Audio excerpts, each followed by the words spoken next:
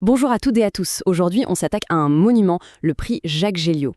On va décortiquer une approche quasi scientifique pour tenter de prédire son issue. L'idée, c'est de transformer un peu l'incertitude en probabilité. C'est parti. C'est la grande question, n'est-ce pas? Est-ce qu'on peut, avec des maths, avec des données, vraiment percer le mystère d'une course de chevaux? C'est un peu le défi qu'on se lance aujourd'hui.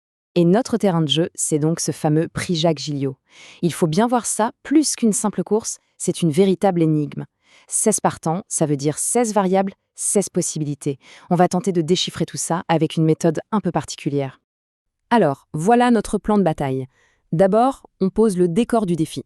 Ensuite, on plonge dans cette fameuse analyse quantique.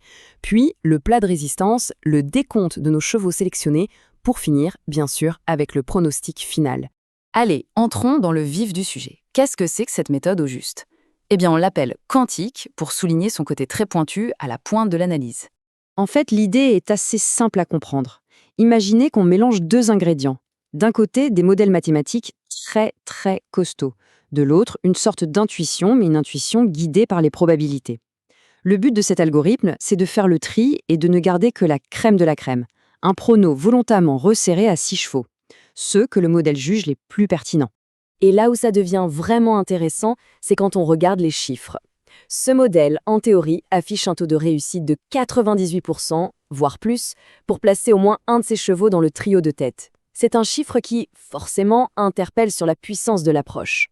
Bon, à cette théorie, passons à la pratique. C'est le cœur de notre analyse, la présentation des 6 élus. Et pour faire monter un peu la pression, on va faire ça à l'envers. On commence par le 6e choix et on remonte jusqu'au grand favori. Et on commence donc notre sélection avec le numéro 6, notre outsider. C'est un concurrent qui a quelques défis à relever, c'est sûr, mais le modèle a jugé qu'il valait le coup d'œil. On va voir pourquoi. Il s'agit de Bayamoun. Le modèle voit bien ses points faibles, Il porte le poids le plus lourd et il part tout à l'extérieur. Pas idéal. Mais, et c'est là que ça devient malin, ses désavantages sont mis en balance avec le port d'œillères australienne. C'est un équipement qui peut vraiment l'aider à se concentrer et à se surpasser. En 5e position, on trouve Souvenir des Cajoles. Et là, on est un peu dans la configuration inverse de Bayamoun. Lui, il est une bonne place au départ, mais il doit faire oublier une récente performance décevante. Ici, le modèle fait clairement un pari, le pari du rebond. Son principal atout, c'est sa bonne place dans les stalles.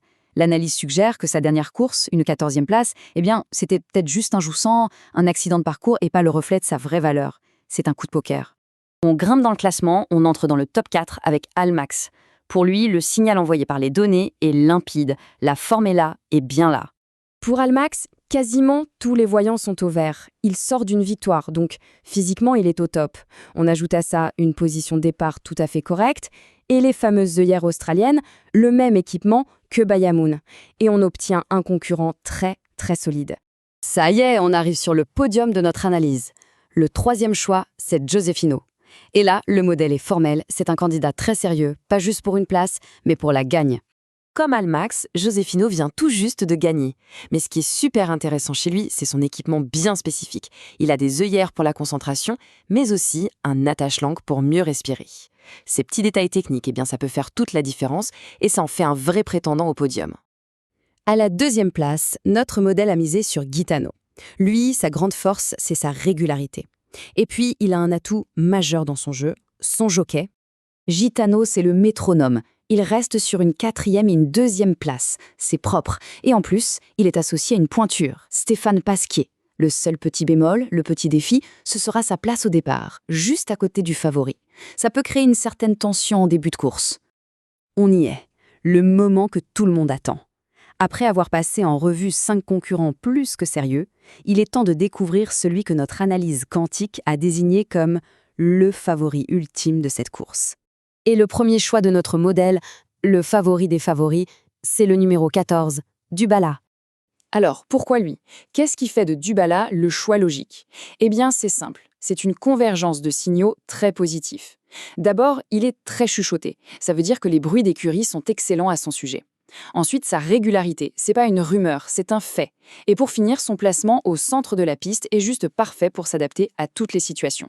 Bien, il est temps maintenant de rassembler toutes les pièces du puzzle. On met tout ça en ordre pour arriver à un pronostic final, clair et net, tel que le modèle nous le propose. Voilà donc la synthèse, l'ordre de préférence final de cette analyse. En 1, le grand favori, Dybala, le 14.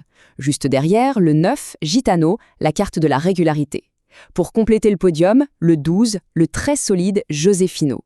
Ensuite, on a le 7 Almax, en pleine bourre, le 15, Souvenir des Cajoles, le pari à tenter, et enfin, le 1, Bayamoun, l'outsider qui vient clore cette sélection de 6.